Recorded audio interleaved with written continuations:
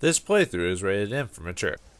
I've got 2 ears, and it's time for me to listen. Greetings and salutations, viewers. Vauldemare back here with another episode of Shadowrun Hong Kong. In the last episode, we finished the last episode and finished the job, got back home, had a little bit of extra time, and we decided to talk to Ambrose and those at Club 88. And like all missions, we have, we got to talk to everyone because it's the law. Anything that's a RPG-ish, we got to talk to everyone every time we go to a new place. I'm serious, you have to. Man, try doing that with a game like Dragon Quest, especially some of the later DS ones like 7 or whatever, where there's new character dialogue after every major event, and it's almost every NPC has that.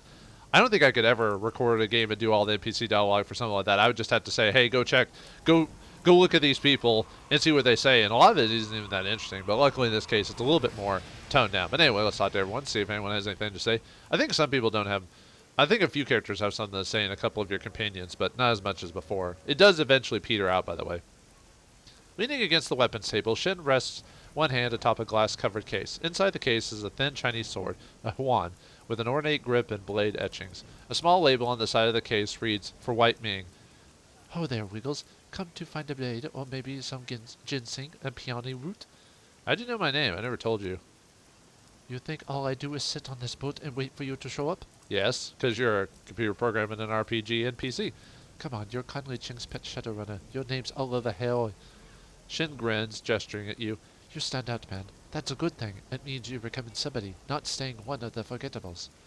Shin stands, twisting left and right in a chorus of crackling vertebrae. "So, what do you need today?" "What's with the sword?" "This little thing?" Shin runs one hand over the glass top of the case, smiling fondly. "This is a masterpiece, crafted by my own hands as a gift for White Ming. He's been elevated to a red pole. 120 centimeters in length, 3.5 centimeters width at the base, tapering to 2.75 before the tip, half a centimeter in thickness, with a twining dragon motif along the filler, and it lights on fire when the pointed owner holds it." What are you, like some D&D thing? Oh wait, no, this has fantasy elements into it. I was about to say all this description could have meant something else, if you know what I mean. Sounds impressive. "It's more than impressive. It's a damned masterpiece, is what it is." Shin's annoyance is a jagged edge across the statement. "You think it's easy to make a sword like this? Hell no, took me 4 damn months. "And people and blacksmiths have been doing it for centuries. Whoop-de-doo. Few red poles in any tribe can claim a weapon as fine as this, and none of them are masters of Wu-Dang's sword like White Ming. His skills with the Xuan are peerless in Hong Kong, and any who face him in combat will know when he draws his sword that they have no chance against him." Sword is a lot of things, but it isn't everything, so. "Nice idea, Peh. What goes into making a sword like this?" "Time, patience, good steel stock to be certain, a fair amount of alchemical materials like orichalcum, crystals, etc. A real key is human bone. The old Chinese masters would throw in human bones with folding the steel. The phosphorus does something in order to the carbon and iron, and I can't really explain it because I'm not a metallurgist. I just do what I learned on the mountain. But it works, believe me. It gives the blade a soul. It's not so much the edge that cuts, but that soul. It's why weapon foci go through spirit like a knife through butter." Talk to you later. Nice to hear that, but I actually don't have a... People would say it's creepy to use human bone, but I'm not really that creeped out about it, mainly because it's like, well, the person's died. I think they've given up the ghost. I think it's okay to, like, use human bones and stuff like that. Wiggles, welcome back to the palace. Let's see. I think I already gave him the metadata from last time, if I remember. Nope. Okay. Yeah, he doesn't have a new dialogue. Yeah, I forgot I already talked to him after talking to Kindly Chang. So we don't have to talk to her either, because we already did that part for story. So let's talk to, see if anyone else has anything. Like I said, the dialogue will peter out until major events occur, so. Reliable Matthew stands quietly in his drone lot, arms hanging limply at his side. He stares silently at the ground. This isn't the soft-spoken style of many Hong Kongers. He looks sad. He looks up briefly as you approach, but quickly looks back at the ground. "Hey, Wiggles," he mumbles his words softly. "What's going on? You don't seem yourself." Matthew mumbles something under his breath. After a moment, he looks up suddenly. "Can you do me a favor, Wiggles? I can't leave the lot right now." What's the favor?" "I was supposed to pick up my medicine this morning, but I overslept. Can you get it from Ambrose for me?" Tin-armed Ambrose? Sure. Thanks. Maybe he needs some pick-me-up, if you know what I mean. Although Ambrose doesn't really deal in the obvious drugs, so it could be a type of drug like adrenaline or something like that, you know. The body just doesn't make enough of it. That or testosterone or whatever. Yeah. You know you could check your testosterone levels to see if you're getting manly enough. That's true. Well, I mean, that's true, but I don't know why I said that all of a sudden. Ambrose is staring at footage of fighter planes on the wall-mounted triad monitor. He looks sheepishly away, then grins. Can't help myself. They're just such beautiful machines. That IGN Masamune is one hell of a flight deck. Oh, right, that's from... I said that from... He says that from last episode, too. We pick up reliable Matthew's medicine. Ambrose's brows rise in a surprise for a moment. Really? Well, okay. A Waldo arm opens the cabinet and crackles through packaging. In a moment, it swings over to you, holding a plastic cylinder about the size of a roll of breath mints. Here you go. The arm gently sets the cylinder in your hand. What are these? Sorry, Wiggles. I can't discuss a patient's treatment without permission. Confidentiality and Hippocratic Oath and all that stuff. And you could either, go into more details about it, or if you have etiquette academic, you could say, that's not what the Hippocratic Oath is about. Yeah, whatever. It's a crock of shit anyway, right? Point is, I can't talk about a patient's treatment. Yeah, the Hippocratic Oath is do no harm onto others or whatever. I forgot the exact phrasing, but inspect the cylinder. The cylinder is lettered with holographic Hanzai, cool blue jazz, non-smoker version. Has a stylized illustration of a laid-back lounge lizard of a man wearing a zoot suit and smoking a cigarella. It's a zoot suit riot! How about a bottle of beer? Through the semi-transparent plastic, you can see a stack of what looks like tiny pills or chips. If you have Socialite, you can search your memory for it. If you have Gang, you can search your memory for that. If you have Biotech 4, you can evaluate it, but I have nothing, so I have none of that. Let's just pocket it. Thanks, Wizzles. He'll be happy to get those. Goodbye, Ambrose. Time for me to go. Alright, since we don't have any of that stuff. But that's not a big deal, so. Sure, it'd help, but I said a lot of stuff can be done without the appropriate skills. You just maybe don't get some extra background or whatever when it happens, or you're not more aware about it. So.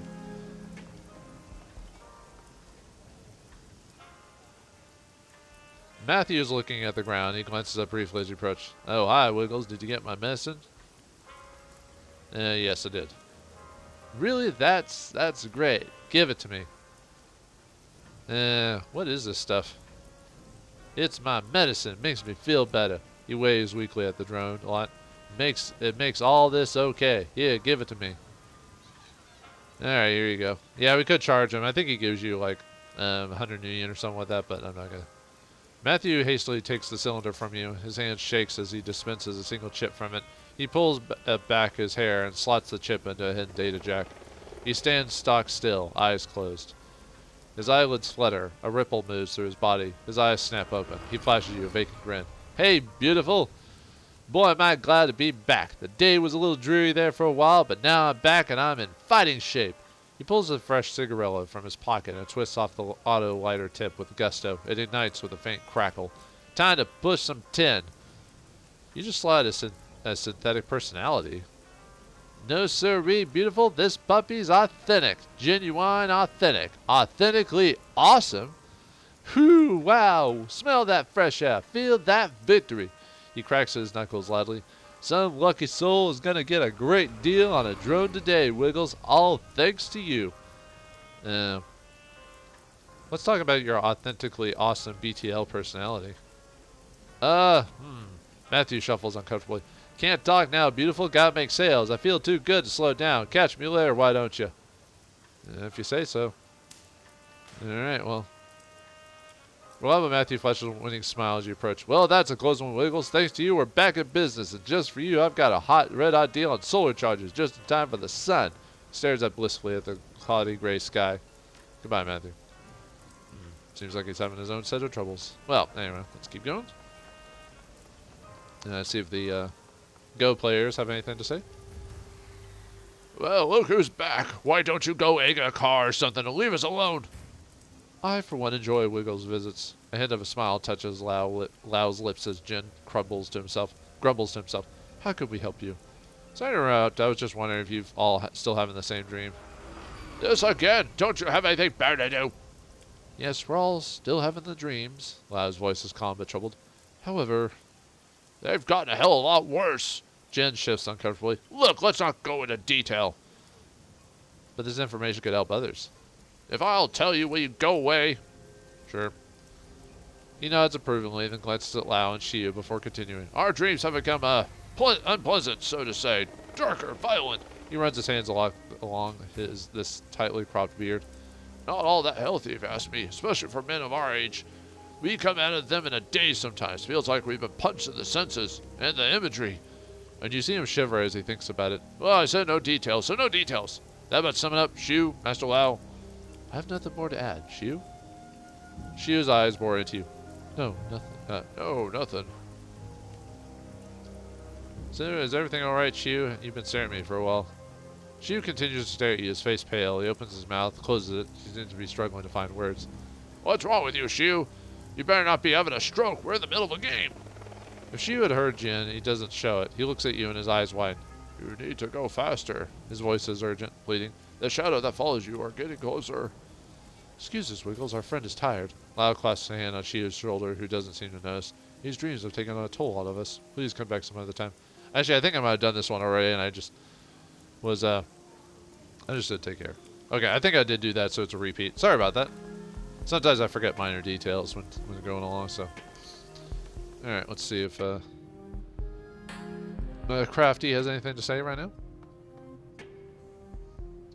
Nothing new to report, Wiggles. You're welcome to take a look around. Okay.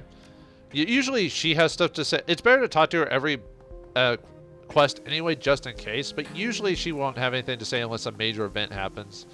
But it's, like I said, check with her every time, just in case. So, okay. Alright, let's go back to the Bolt Hole, sorry, Big Texas. And let's get our reward for the previous mission. So, yeah, see, like I said, some people don't know, and I did do a lot of that talking from last episode, so. Alright, let's take a look at. So, let's see, one new message. Checking the new message. Auntie Chang and Josephine. From Gobbet to Wiggles. Subject Auntie Chang and Josephine. Hey, killer. I think I can add a little concept to that thing between Auntie and Josephine saying, you know, the thing that makes Auntie hit the sauce and talk revenge. This is a combo of stuff I heard and stuff I put together myself, so your mileage may vary. For years, the Yellow Lotus acted as tax collectors within the Walled City. Since the Walled City was built by Josephine Tseng and the Yellow Lotus was run by Auntie Chang, they must have had a working business relationship, for a while at least. From what Nightjar told me, he was her favorite, you got that right. Annie was known as a real up-and-comer back then. She was on the fast track to be the next Yellow Lotus 438. That's a big deal, kid killer. Money and power galore. And power gloves. Now you need to know that there were a lot of triads and corps doing business in the Walled City. All sorts of stuff. Sometimes they work together nicely, and sometimes people get bloody. The way I heard it, Auntie came up with some sort of grand plan to consolidate business in the Walled City. The power would be split between the Yellow Lotus and Tseng's company, and everyone else would get cut out. If her plan worked, Auntie would rise in the Lotus like nobody's business, and Josephine Tseng would make long bank. There was a catch, though. In order for the plan to work, both women would need to jump through a lot of hoops. There'd be street-level maneuvering and power plays on any side, and blackmail negotiations on the corporate level from Josephine Tseng. My info gets sketchy here. From what I pieced together, Tseng went behind Auntie's back and took her plan to her boss, a 438 named Wang Lun Fat. They cut kindly out of her own plan. Why'd Tseng do that? My guess is that she saw Auntie as some sort of threat. People in the know say that Wang Lun Fat is weak and greedy. She can be manipulated if her palm remains well greased. Long story short, power was consolidated in the Walled City, just like Annie planned, only she didn't wind up getting any of it. Her climb out the Lotus Ladder came to an abrupt halt. She's still a Shaw Sandal, just like she was before Tseng backstabbed her, and now she's stuck in Hawaii like a flying amber. I'd be pissed too if it were me. Gobbet. Interesting to know. I guess that'd piss me off too, so. Alright, let's open up the jobs directly. Claim payment for the Ares prototype one. Wow, I was having trouble there. Alright, finished. Alright, from Steel Arm Lou. Your payment is attached. I confess I am very pleased with your work. It is not every runner who could have pulled it off a job in this magnitude. Well done, Lou. But yeah, we get paid for the job. Obviously, it's a little bit different if we keep the prototype, especially with what Raptor will do for us. But overall, we did the actual job itself. So, all right. Let's see. Let's check the BBS. All right. Let's see. Post the experimental arms research we got from the previous episodes. Let's get that. All right. We'll get that later, and let's see if any BBS is going on. Ooh, looks like a few things, so let's go through it. Looking for experienced decker for a discreet milk run and a low-level corporate lad. Potential for a longer-term arrangement. We're a team that's been together for years, running your basic heist and the occasional transport gig. We've got a reliable fixer and a long list of happy clients. Requirements. You must not take experimental stems during runs. You must have a good sense of humor. Weren't you just looking for a decker a little while back? I saw your ad, but I was wrapped up at one-time run with an old partner who's moved away. I'd be interested in meeting. Isn't Muffin Top Ninja your physical ad? Did someone call my name? Hey, MTN, long time no beer. We gotta catch up, Sensei. Bring me up on your decker. I guess the kid who answered your last call ad didn't work out? That's an understatement. I think we can count on you to not consume any drugs during runs, most specifically drugs that are part of the payload. Fatal experimental drugs are part of the payload. Ouch. That's not even a rookie error. It's just lack of common sense. A real shame, that. Anyway, I'm glad you're on board runs. Or on board runs. We're not going to have a problem with you. All right. Want to trade eyes? We'll take anything. Trade eyes? Well, it's that type of world. I acquired a huge supply of cutting-edge cybernetic eyes. My friends did a runner, so I've got eyes up to my eyeballs, as it were. Make me an offer.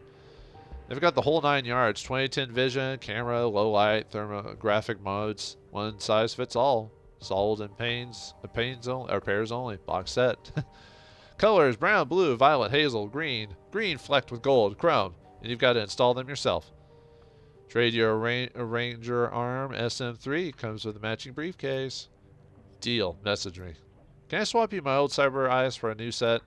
Seriously, anything but that. Can I buy one blue, one brown eye? No, but you can buy 2 pairs. Sheesh. Anyway, Uncle C's House of Pork. If anybody ever have the hankering to go to Uncle C's House of Pork in Tai-O, I can only say one thing. For the love of all that's holy, don't. I haven't been able to leave my house in 2 days. The only reason I can even post here is because of the RAS override on my deck. What'd you eat? Maybe you were just unlucky. All I had were some shumai and ribs. That's pretty basic and hard to mess up. Unlucky is when I get a bad orange at the market. This isn't unlucky. This is something else. This is some kind of vile gastrointestinal sorcery. Oh my god, I only ate there once. Once! I still have nightmares. It felt like I'd eaten a wasp nest if the wasps were made of rusty razors and also on fire. I thought I was being clever by getting the pulled pork sandwich when I ate there. Nope. Aside from basically being a pile of congealed sludge and the bread being moldy, it was a week before I could hold down anything more solid than congee.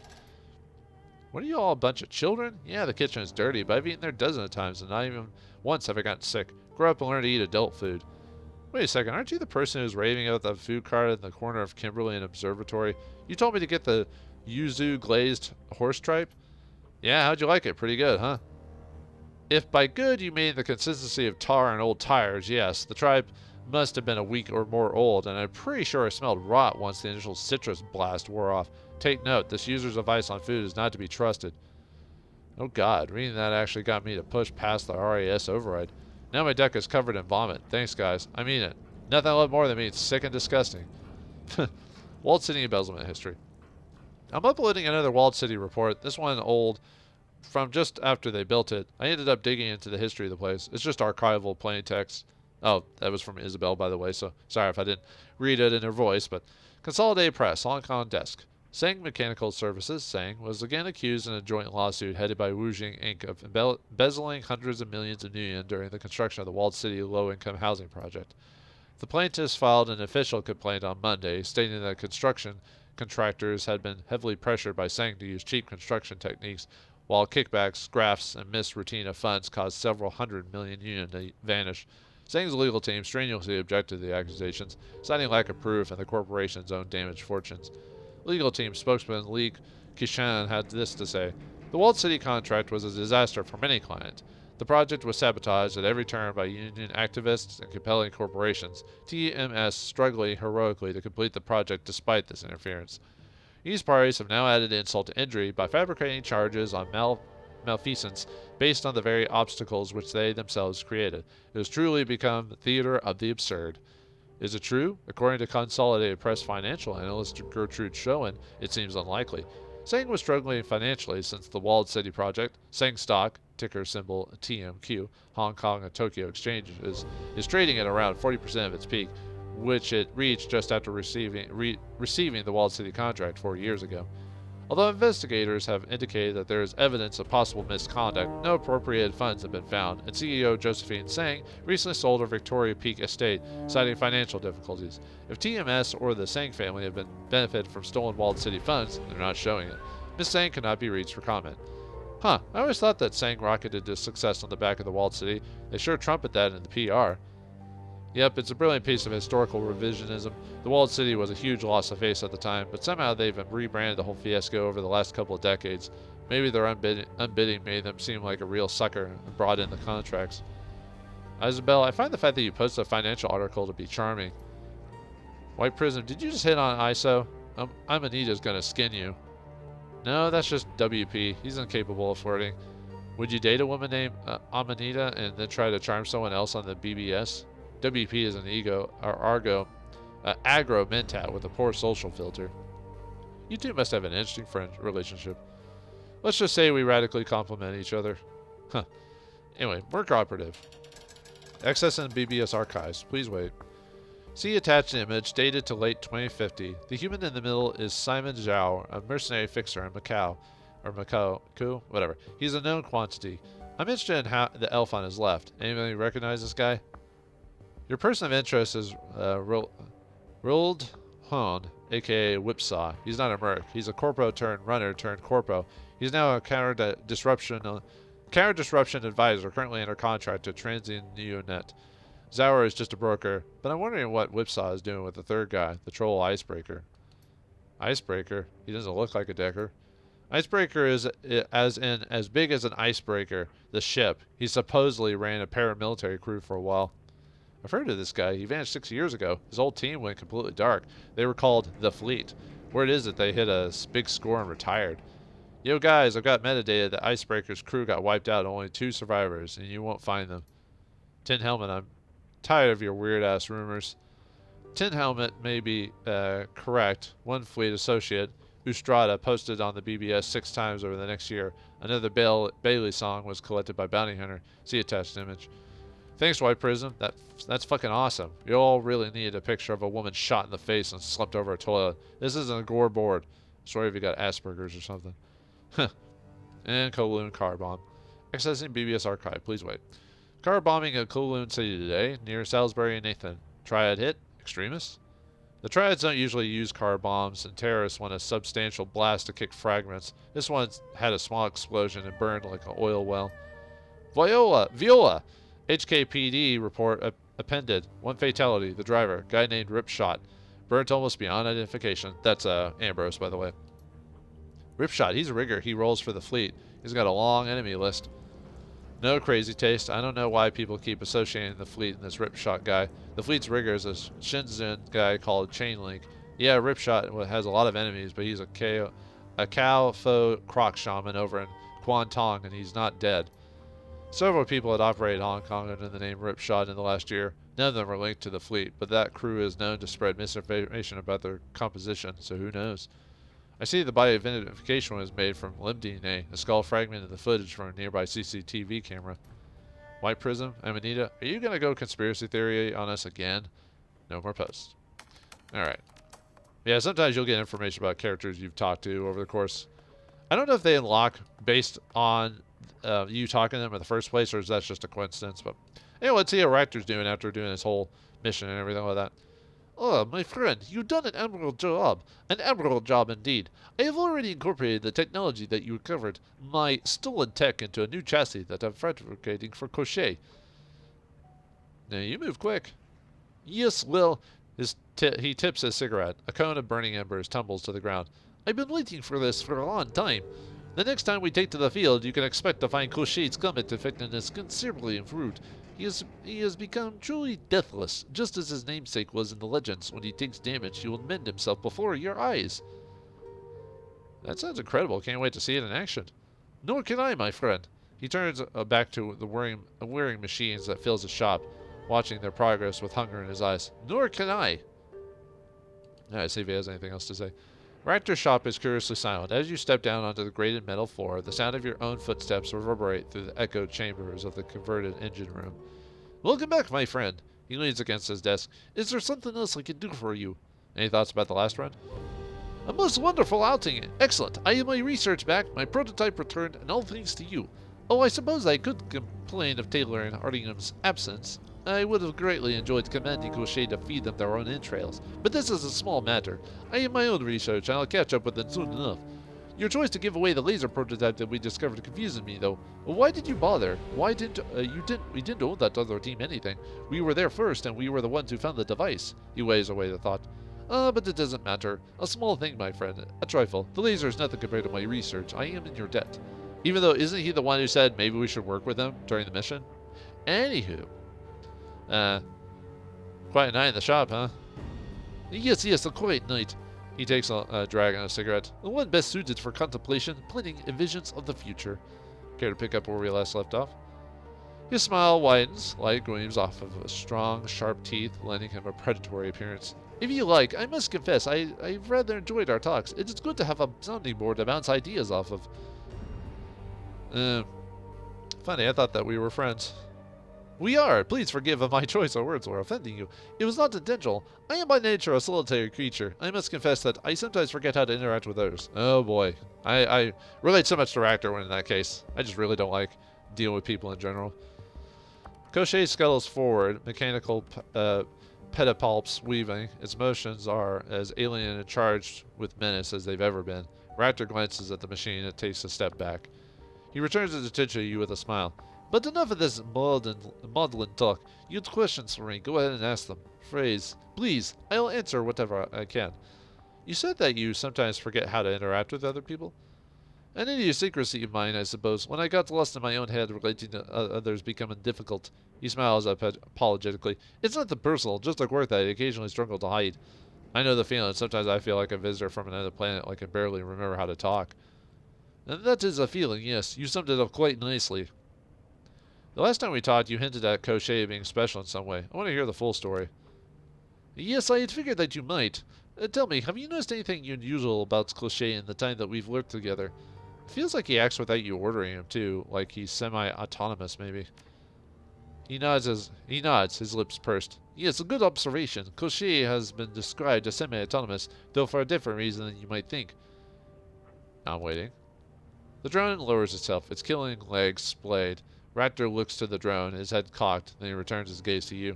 His behavior is not drone-like because he is not a drone, at least not in a way that you would understand. He is a prosthesis. Wait, prosthesis? What is he meant to replace? He isn't meant to replace anything, but he does contain a portion of me, as surely as your brain sits within your skull. We are, in a way, a singular entity in two bodies, mental and flesh made one. Your drone isn't a part of you, it's a machine that you control through your data jack. You tell me, what's a cyber limb? Is it a part of its owner, or a machine that's been grafted into a cripple? Well, that's different. Why? Because of proximity? Yes, a cyber limb is physically attached to its owner, but it's the neural attachment that matters. A cyber leg is not a peg leg. A cyber limb is not a mechanical prosthesis. They become part of their wearers because of the way that they interface with the brain and the nervous system. This is the connection that Cochet and I share. Cochet acts as a home for my primal animal impulses, the id, to use Freud's structural model of the psyche. The analytical portions of my mind, the ego and superego, live on in me. They govern the id, and by extension, Cochet's behavior. When we're on a run, I rig into Cochet. I do not command him to attack. Rather, I loosen my grip on his reins and allow him to kill. He wants to hunt, to dominate, to bathe himself in blood. Reproduction would also be a drive if such a thing were possible. How can it... So if you were killed, Cochet would what, run amok? He chuckles. No, my friend, of course not. Cochet is not capable of storing any part of a human mind. He simply doesn't have the capacity for it. If I were to die, he'd fall dormant, the same as any other drone. One day perhaps I would perfect them and a part of me will live on it in his chassis after the meat of my body dies. But for now I am satisfied to live with them as a combined entity, man and machine, joined with a form of dual parabiosis into a single being. A beautiful first step into a post-human future. That is weird, Ractor, and probably dangerous. His smile widens. We live in a dangerous times, my friend. Everybody on this boat is dangerous, but if my relationship with Crochet alarms you, we can discuss other matters. The weather, perhaps, the choice is yours. Okay, so you've rigged your drone to act as a home to your most destructive impulses. I'm gonna ask, why? As a proof of concept, primarily. There are other advantages, of course. I shouldn't have to explain the value of combat drone that wants to kill. Tell me why you think we're gonna beat the essence limit. You hinted at it before, but I want to know. I could do that. I have already shared quite a lot with you, and you haven't run off screaming. A good sign, I should think. He studies your face, peering at you through the gloom. But tell me, Wiggles, are you certain that you want to know? Some secrets are less pleasant than others. You might prefer to leave this stone unturned. I want to know whatever you have to tell me, Rector. I don't run from things because they're unpleasant. Very good. There are things that you don't know about me, my friend. Important things. Please tell me this doesn't end up with you hitting on me. No, I'm afraid not. I am not, how to put it, whole. Emotionally? You mean mentally? There are arguments that could be made to support both those propositions, but no, that wasn't what I meant. I was talking about my physical body. There was an accident when I was young, a shop accident. I barely survived it. I am very heavily cybered, my friend. You wouldn't know it because I keep my cyber enhancements hidden. Others have found them disturbing in the past. Disturbing how so? The enhancements themselves are not the problem. The extent of the damage that we're meant to correct, however. He sighs. That is a different matter. He uses the edge of his hand to trace a line across his hips. Everything below the mid-pelvis is a replacement material. That's why I was sheared in half, you see. It's a miracle that I survived the experience. The blood loss alone should have killed me. But here I am alive and well. Greatly improved in point of fact. So he was chopped in half. Oof. Well, so he was basically Darth Mauled. So now we know it's possible to survive it. Actually, we don't know because he was clearly dead. I mean, but anyway. Hang on, you lost everything below the hips? Yes, a traumatic loss to be sure, but not so terrible as you might think. But to every conceivable measure, I have been improved since the time of the accident. I am more than I was before, not less. I am not sure I can imagine anything worse. And then you have a poor imagination. Look at me, my friend. I have legs, better ones than the pair that I was born with, and my green construction has yielded other benefits that more than make up for any tissue that I might have lost. Hey, at least he'd be able to fly and handle the G-force because he won't have blood running to his legs, so he won't have to worry about that. He taps his temple with his finger. The doctors installed stimulus generators in my brain when they repaired me. With this, I can mimic the full range of sensations that the human body is capable of producing. Imagine the ramifications of such a thing. The things that you could do, the things that you could experience. The implications for operant condition alone are staggering. And so yes, I have lost the entire lower half of my body. The full ramifications of such a loss are obvious. But in return, I have gained so much more. At will, I can goad my brain into producing whatever sensation I wish. I can poke at the wiring of my own consciousness, and I can reroute that wiring as I see fit. Raptor, you're beginning to creep me out.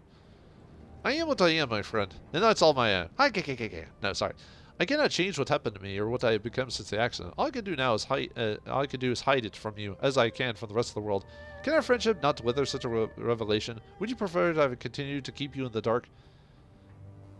No, you're right, I'm sorry. And don't be, your reaction was an honest one. There is no shame in that. Shall we get back on track? I did reveal this to you for a reason, you know. Yes, of course, tell me what this has to do with the essence limit. He spreads his arms. Look at me, Wiggles. I have a shred of essence left in me, and only barely that. But I suffered none of the ill effects associated with traumatic essence loss. That isn't possible. I beg to differ. It's most certainly possible, but I am proof. I am hardly unique. There are others who share my particular psychological quirks, and we will conquer the essence limit, given time. Natural selection will see to it. These stimulus generators that you've been implanted with, how do they work? The technology is rather akin to a stem sense, but considerably more powerful and flexible. Most stem sense experiences, those found in BTL chips, for example, are structured around basic narratives and that provide the users with context. But if you strip away the veneer of escapist fantasy, what you have left is an extremely powerful toolkit. I've never heard of anything like that on the market, not even in the shadows. I'm not surprised. They're Russian technology, government-funded and quite experimental. He sucks on his cigarette, a thoughtful expression on his face. The project was cancelled shortly after I received my implants. Something about the graft and corruption on the administrative level. Yet another example of good science derailed by bad politics. Any idea where I can get myself a set of those things? Sadly, no. As I said, the project folded. The devices themselves never made it to market. They're probably a good thing, truth be told. From what I've heard, all of the other recipients were driven quite mad. He shrugs. Perhaps the others were less well equipped to handle them than I. Be careful of those things, Raptor. The last thing I need for you is wigging out on me. I have carried these implants for over 20 years, my friend. I know how to handle them. You have nothing to fear. All the stuff that you've told me about yourself, it's a lot to digest. Yes, my friend, I'm sure it is. Perhaps it'd be best if you left. You have some processing to do, I think, and I would like the rest of the evening to myself. There's more to the story, of course, but nothing that can't wait till tomorrow. Sure, Raptor, we'll talk tomorrow. Very good. Rest well. Wow, man who's been chopped in half and has just enough essence, but somehow keeps going. Anyway, let's talk to Guy Chu, see if he has anything new to say. I know Isabel doesn't have anything new to say, mainly because we haven't done her mission yet, so which we actually will be doing rather soon. The cabin is far better state than it was previously. The heat has been adjusted down and the ventilation restored. The boxes of junk and parts have been stacked and neatly arranged. And Guy Chu's small amount of personal gear is tucked away in a corner. There's a small mat in the center of the cabin that looks like it doubles as both a rug and a sleeping pad. Guy Chu is seated in the lotus position, eyes closed. His fingertips rest on a braille reader that is plugged into his PDA. The device fills the room with a soft clicking from the pin combinations. As you approach, he lifts his hands from the reader's surface. Hello again, Wiggles. Is there something I can assist you with? Looks like you carved out a nice little spot here. If you say so. I doubt it would be suitable for others, but I do not require much by way of space and have few possessions. So long as I am a quiet area in which I can sit and relax, I am happy. Now, what is you wish to discuss? Any thoughts about the last run? A good run, I think. Unexpected complications, perhaps, but all told, we were quite successful. With any luck, the Red Dragon will be paid a visit by Knight Errant Security, and soon. Despite the other team, we sowed enough chaos that I doubt the Ares will realize our deception. I think giving the other Shadowrunners the laser may have been the wisest choice of action in the long run. The Shadows do not forget favors like that, and help in time of difficulty is often the difference between life and death. Besides, I doubt we needed another weapon. We are quite effective as it is. You could always have more weapons. But anyway, what were you reading? Gaichu draws himself up, folding his palms in his lap. With one toe, he pushes the braille reader away. It is called Haikuri, Hidden Leaves, written by Yamato Tsutomi, as a treatise on what it means to be a samurai, and how one would best serve one's lord. Required reading for the Red Samurais, unsurprisingly. So you could have say some stuff, or if you have etiquette, you can elaborate on it by going, wasn't he forbidden from killing himself when his lord died? Gaichu blinks, obviously surprised, and a wide grin spreads across his face. You know of him, then? Yes, that is Tomo. He was eager to die and show his loyalty, but Lord Mitsushige had always found that costume to be wasteful. The author has a certain thesis. When there is a question of life or death, always choose death.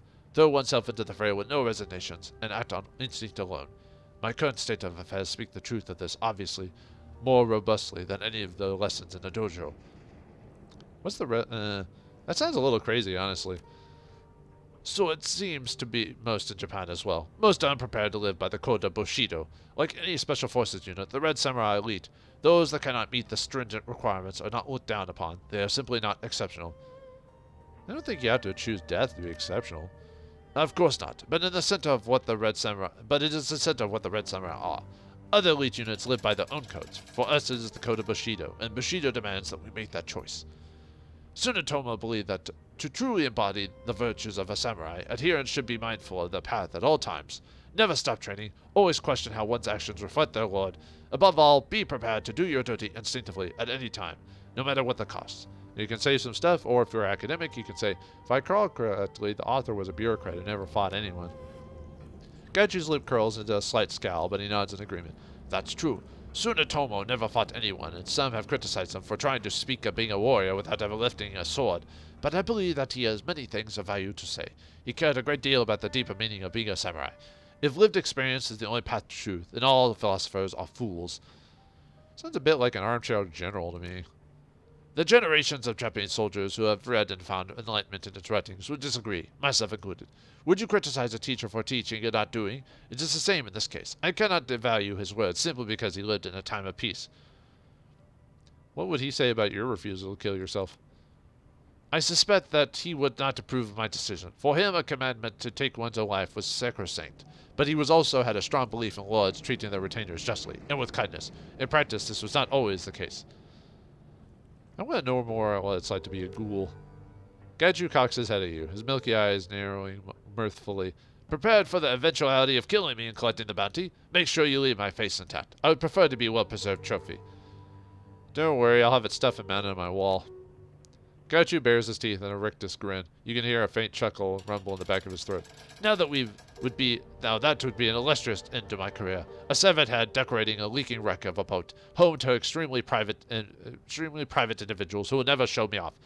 Couldn't you sell me to a museum or something of that sort? Gaiju grows serious, leaning back. If you wish to know about it, what it's like to be me, ask away. I see no reason to conceal the details of my condition. So you eat people. What's that like? Gaiju blinks a few times and cocks his head as if to stare at the ceiling. What's it like to eat anything anything else? Or for a diabetic to eat insulin? It's like that. A fact of life. I have found that most people are revolted by the concept of eating the flesh of humans, rather than the act itself. Taken in isolation of social concerns, humans are no more or less edible than most mammals. The flesh can be of poor or high quality, depending on all the factors you would expect, diet, lifestyle, etc. I prefer to prepare my meals as I would sashimi, light garnish and flavoring, but with an emphasis on the taste of the base meat. Do I enjoy it? No, not especially. Some Japanese are fond of pork and chicken sashimi, but I have never been one of them. Gaiju shrugs helplessly. But it is a fact I must accept, and it is how things will be. I will make the best of it. Do you feel bad about having to eat people?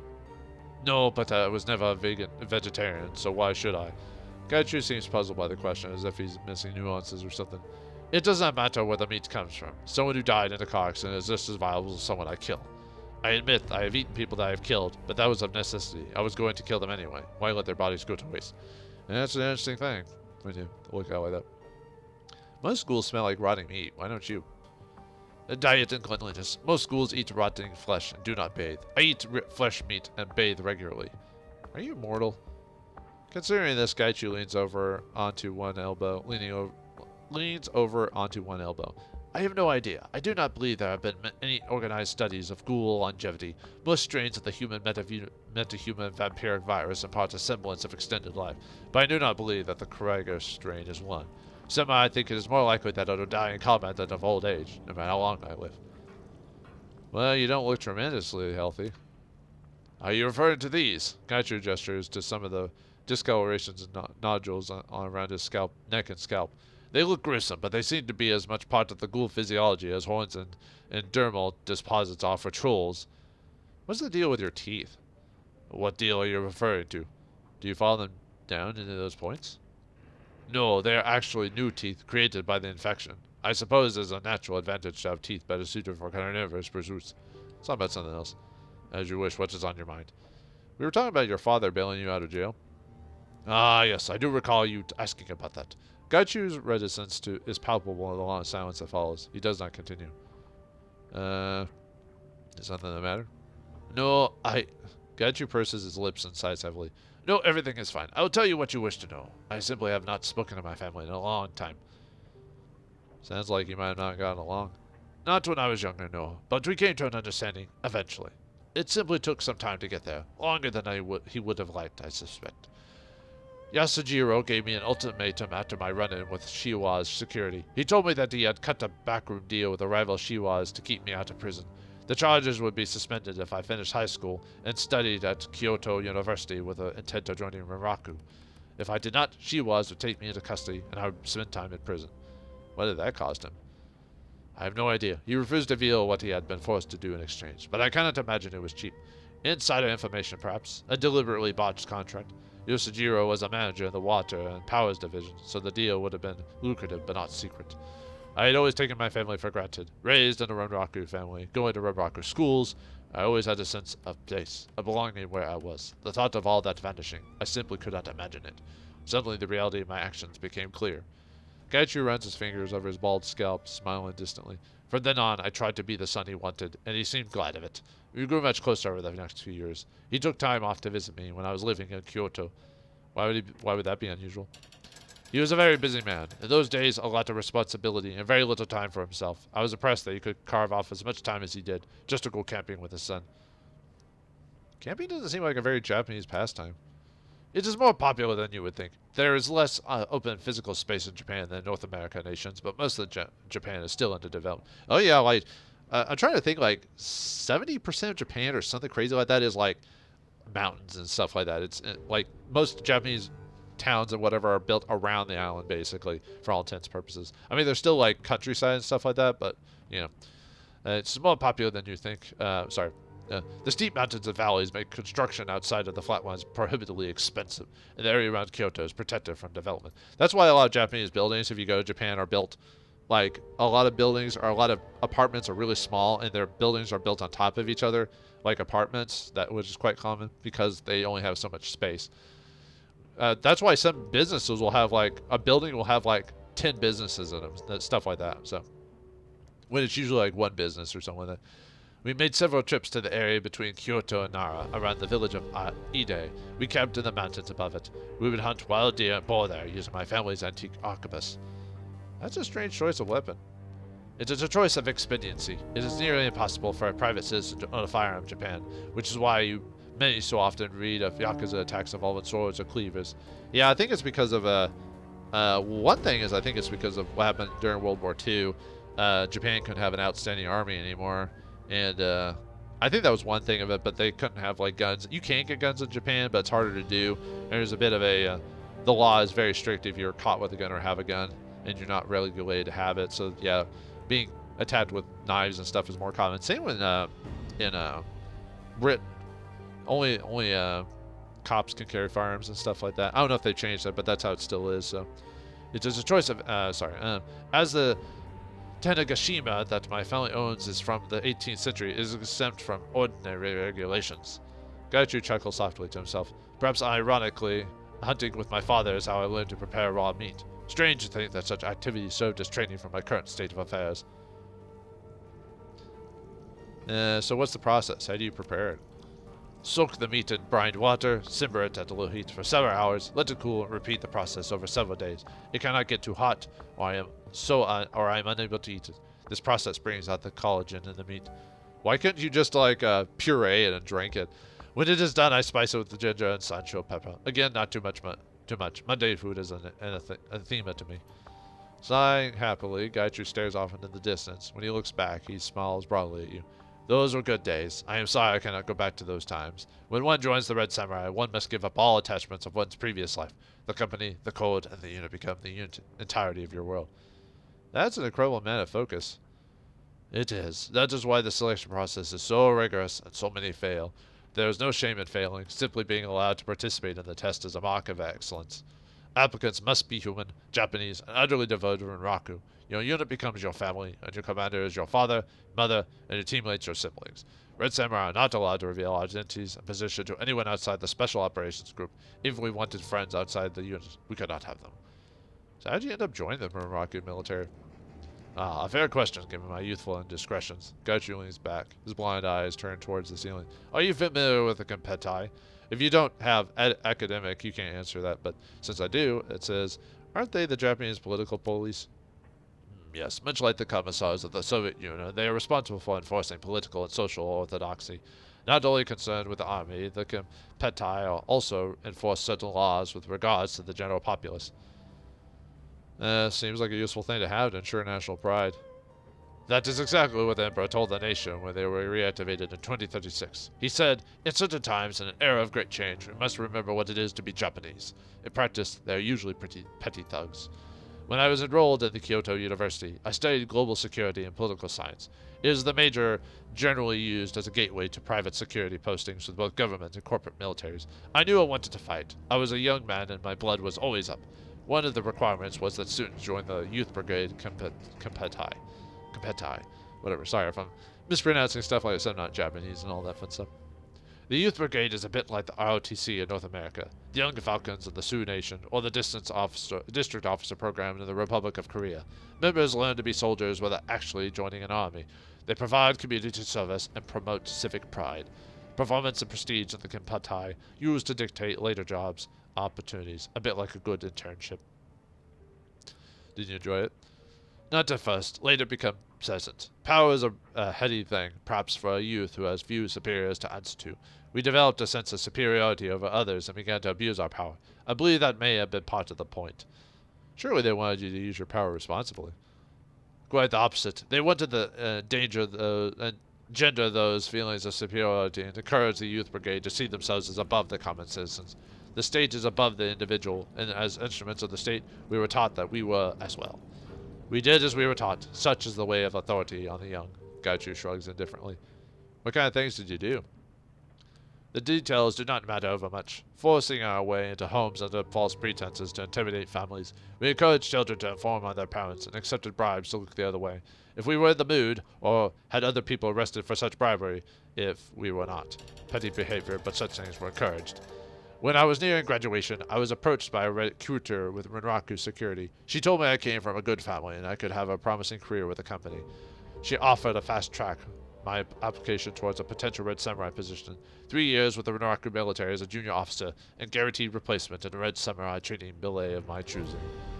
The pay was good and the excitement of being an elite was an attractive position. I accepted, but I did not truly understand what I was signing up for.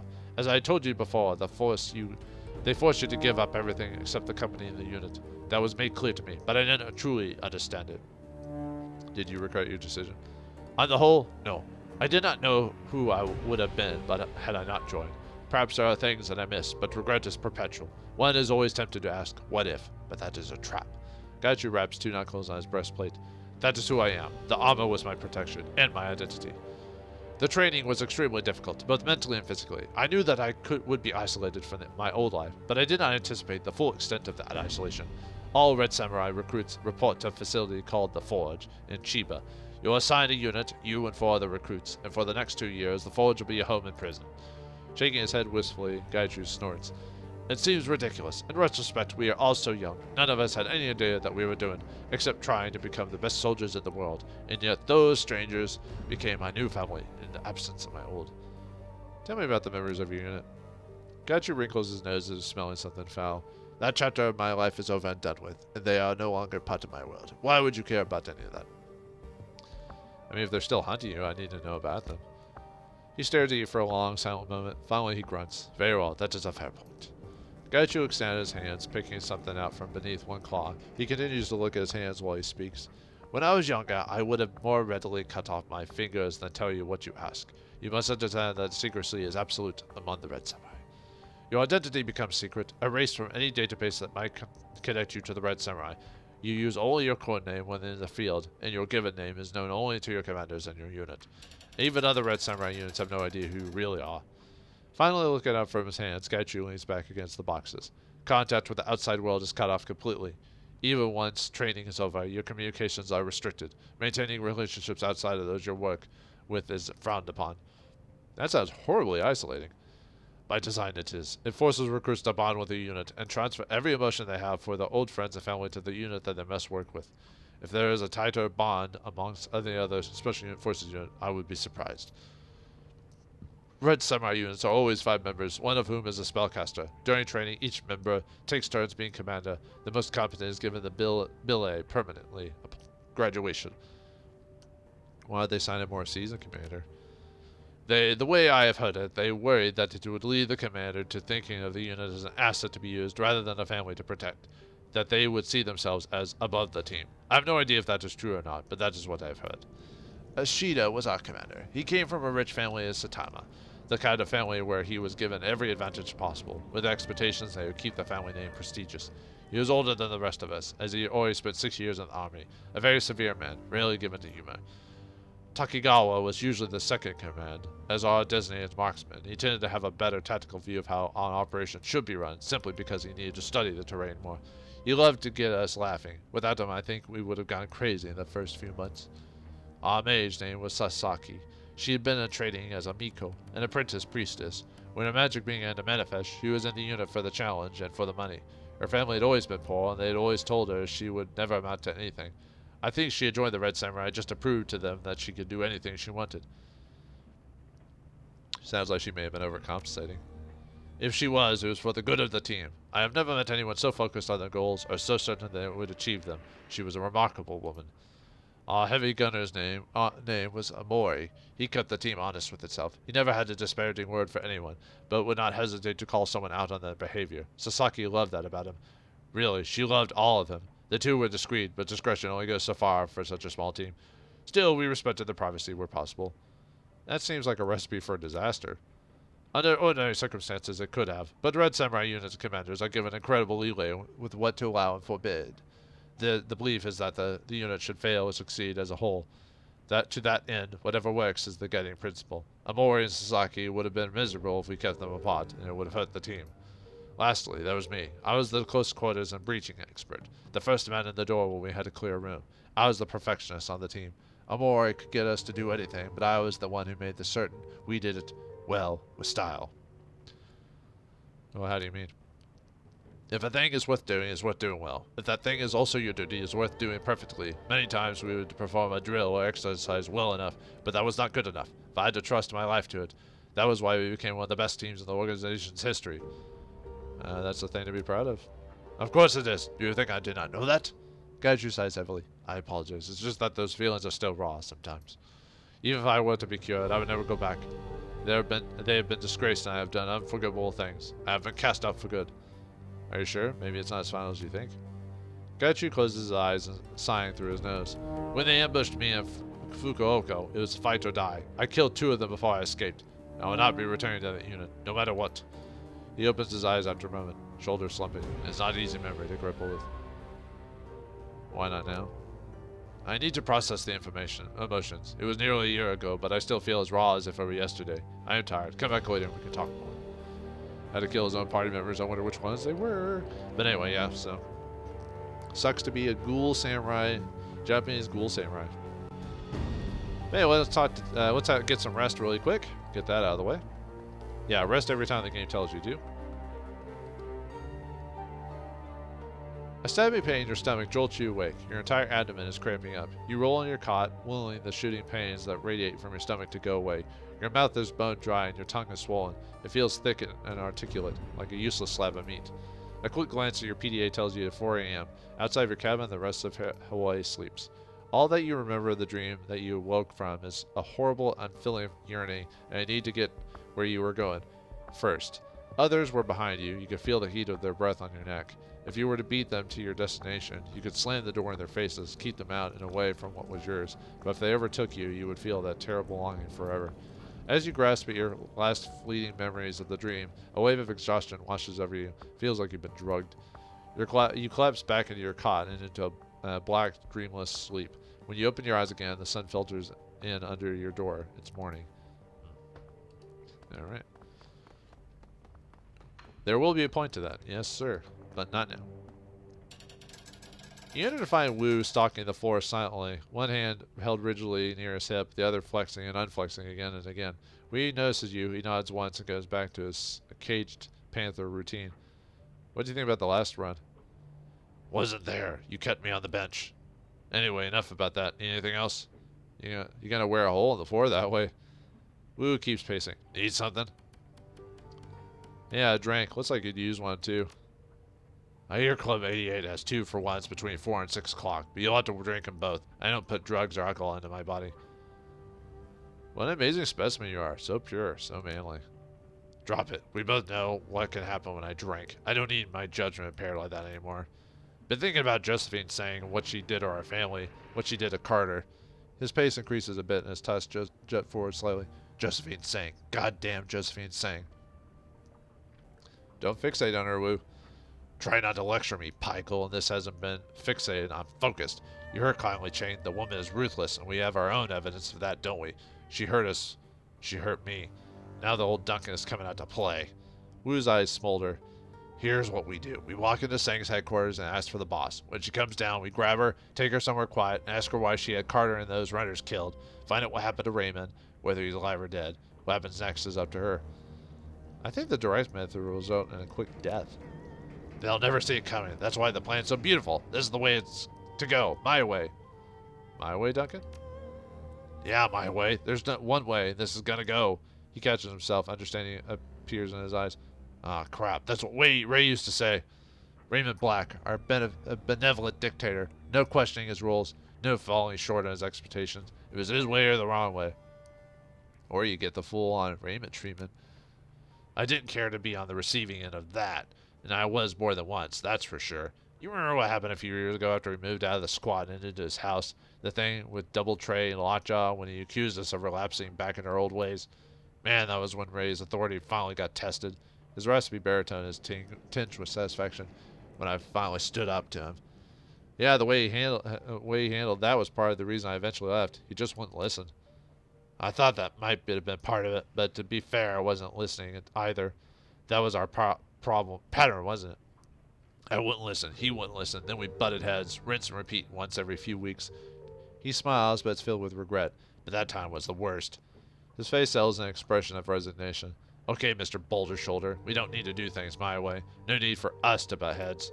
He stretches. You can hear his joints crack. Now, on that note, I'm going to have to ask you to clear out. It's been a long day. I have a feeling that they're all going to be long days. Yeah, I'm getting that feeling too. Anyway, have a good night, Pike, and I'll catch you tomorrow. Alright, now we got Gobbet. I'm going to talk to Isabel, but I believe she doesn't have anything to say, at least until you do her side quest, so. Let's see. Any thoughts on the last run? And then she says the same thing. Yeah, jacking in, don't do that. Okay. Okay, anyway, yeah, no new. So, until we do her side story, no new dialogue from Isabel. Alright, Gobbet, do you have another story to tell? Will this have a point this time? Well, I mean, they all have points, but you know what I mean, so. Gobbet glances up at the sound of your approach. A slight smile crosses her face. Hey, you pal. She puts her hands on her hips, sending madness and scurrying. Are you ready for your next lesson?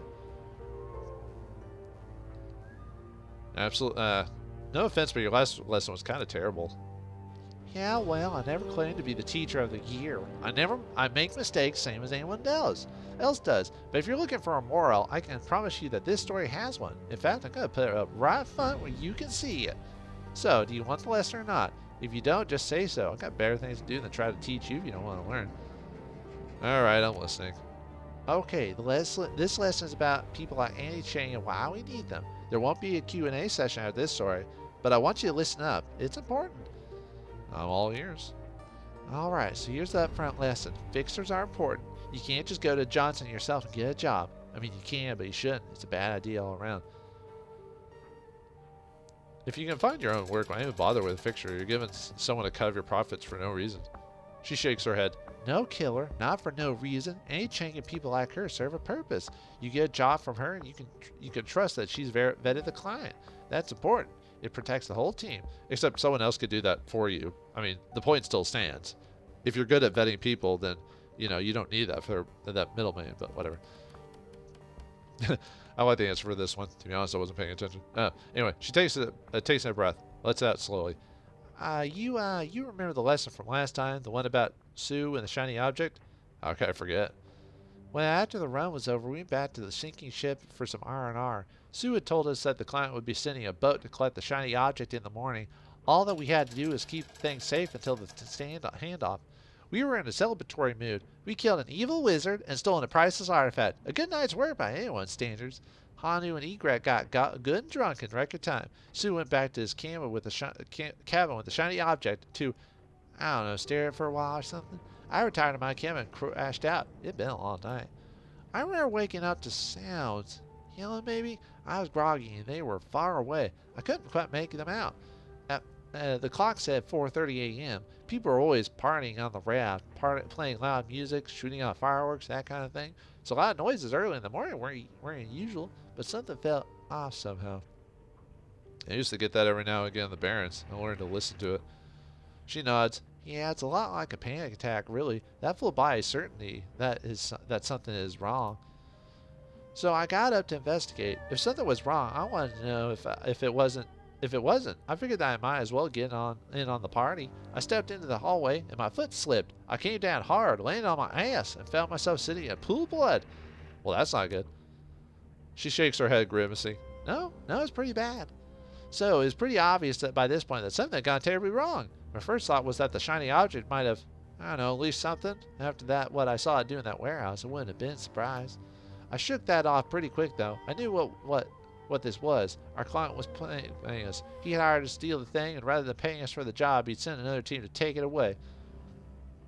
Isn't that jumping to conclusions? I mean, it could have been anything. Sure, I guess, but it wasn't what made sense to me at the time. I mean, we were definitely under attack. That was pretty much clear. I got up, brushed myself off, and beeline for Malvina's cabin. She was the closest thing that the sinking ship had to a leader, and the strongest rat shaman on the raft. Why go to her? Why not head straight to Sue's cabin? She stares at you blankly. 'Cause I'm not an idiot.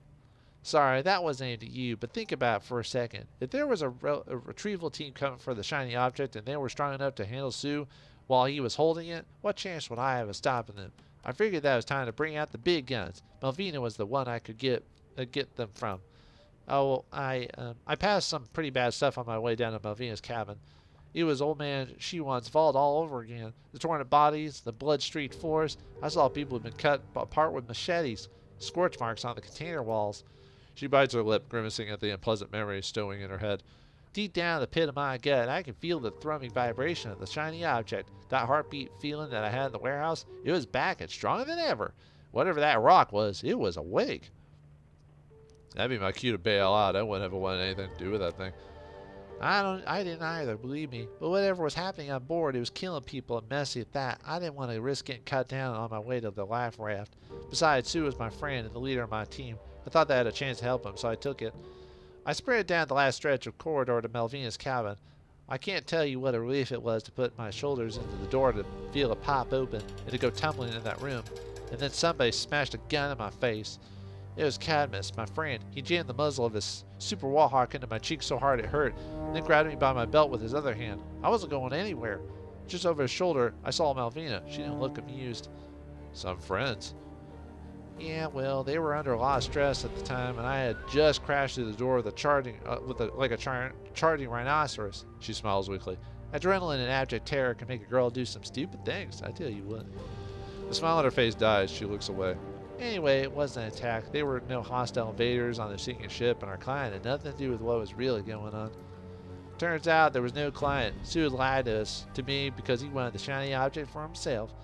What he wanted to do was take the sinking ship away from Malvina, and so he used us to steal him something they could use to form into mutiny. She pauses for a moment, gathers her rats in her hands, and lifts them to her shoulders. They scurry over the leather of her coat and disappear into her hair. As it turns out, betrayal hurts killer. Malvina felt it, and I felt it too. Sue had been a friend. I just risked my life to save his like 4 hours ago, and he tricked me into helping him do something unthinkable. Well, why do you think he did it? Why all this over a heap of junk floating in the bay? I don't know. Maybe he's kind of toxic. Maybe he got ambitious and wanted to be with the king of our little aquatic hill. He didn't discuss it with me first or anything. I'd be willing to bet that something had gotten rotten in Sue long before we'd ever met. He was pretty damn good at hiding it. Could have been mentally ill. She holds up a hand. I don't know why I did it, frankly, I don't care. The only thing that's important here is that he did it. I'd have killed him for that. Yeah, well, we're getting to that, but I wanted to, believe me. As it was, I did just about the only thing I could think of to extradite myself from my predicament. I fast-talked my way out of it. I opened up by doubling down my loyalty to Malvina, Cadmus, and the status quo on the sinking ship, swearing my undying friendship. You know the drill. I did a good job of it, but they still looked a little iffy. Iffy with a warhawk is bad, so I volunteered to prove myself by stealing the shiny object back from Sue. I know, right? Not my style at all, but then I didn't really have a choice. I inadvertently helped to arm the bastard who was tearing our friends and neighbors apart. I don't think I could have cleared my name without taking his weapons away again. It was a hell of a night. I don't want to get into too many of the gory details. Friends died. Hell, friends killed each other. It was brother against brother and all that jazz. And Sue's indiscriminate use of the shiny object led a lot of things in the world that shouldn't have been. Did you get a good view of them at this time? Yeah, I wish I had, but I did. I didn't know how to describe the things. They were like animals, but wrong. Too many tails, bones in the wrong places, huge open sores, that kind of thing. They were spirits manifested in physical form. I think most of them took the form of rats, swarms of insects, rotting things, and all the old pestilence tropes. Sometimes there were colonies of things, all tangled together and moving as one. Not the sort of thing that I ever want to see again. Ever. So long. Anyway, long story short, I got the shiny object back from Sue. It wasn't easy, but I got it. How'd you manage that? Lies and misdirection, trickery. That helped. Some of the things that Sue let loose actually came in handy. He'd summoned so many of them that he couldn't hope to control them all, and that gave me an opening to use them to my advantage. I managed to keep my way past Sue's supporters and the astral menagerie that he'd summoned. Wasn't easy, but I did it. Then I stole the shiny object, and all was right with the world. And yeah, I'm intentionally glossing over the details. I had to do some things I'm not proud of, and people died because of it. But I got the damn thing, and I got back to Malvina. What happened then? Long story short, Malvina put the shiny object to better use than Sue ever did. She took to the thing like she'd grown up using it. We still lost dozens of people, but Sue's side lost more. Cadmus was critically wounded, but he pulled through. After the skirmish, Malvina held an assembly. She told everyone that there'd be new rules for the life on the raft. Anyone who refused to follow them could leave, and if you broke them, you were done. The rules of the sea and all that. After the pronouncement, she turned on the surviving mutineers. Hanu was one of them. He'd been in on Sue's plan the whole time. She didn't kill them, but she did exile them from the sinking ship, and for people in our economic bracket, that was as good as a one-way trip to the walled city. I'd be willing to bet that they're all dead by now. In the wake of Malvina's ultimatum, 5 survivors left the sinking ship, and I was one of them. Why'd you leave? I had to go. We may have washed the blood off the decks, but the energy of the sinking ship had changed. It wasn't the carefree Hammond that I loved anymore, and as sensible as Malvina's rules were, I wasn't up to living under them. We parted on good terms, but sad terms, and as you'd expect, we drifted apart over the years. It's funny, I hadn't even thought of Malvina or the sinking ship in years, not until I decided to teach you your previous lesson. It all came flooding back in. She pauses, turns to you. That's the story. It's finished, but I want to circle back on the lesson that I gave you up front because it's important.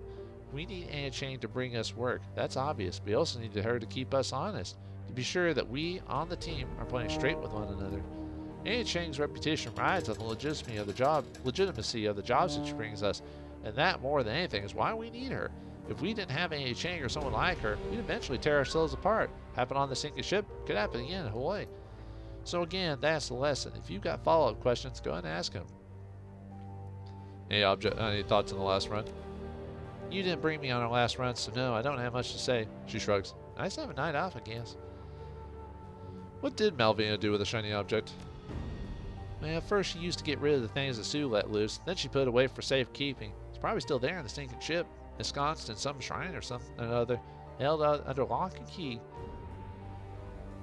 She should have tossed the thing into the bay. Yeah, agreed. I don't like it either, but when she already proven that she could handle the thing and it helped her put down the Sue's mutiny. Plus, she's a shaman. We deal with dangerous magic beyond mortal ken on a daily basis. Not that weird for us. Yeah, if you say so. Like I said, I'd have preferred that she just ditched the thing, but in the end it wasn't my choice to make. From what little I've heard, she's still in power over there, so I guess that worked out okay. And Sue, what happened to him? That walking colostomy bag was already dead, eaten by his own monsters after I took the shiny object away. Turns out he wasn't much good at controlling them without it. Her voice fills with grim satisfaction. He didn't even long enough to watch his mutiny fail. Thanks, Gobbet. Sure, and Killer, thanks for listening. These lessons are for your benefit, but I think they've helped me too. It's nice to be taken seriously every now and again. No problem, Gobbet. I look forward to the next one. Her face lights up. Yeah, me too. You get a move on. I've got Gobbet things to do. Now, what are Gobbet things? I don't know. Maybe we'll find out in the next episode of Shadowrun Hong Kong. Find out what job we have to do next, and we'll have to go from there. So thanks for watching. Hope you enjoyed, and I'll see you next time.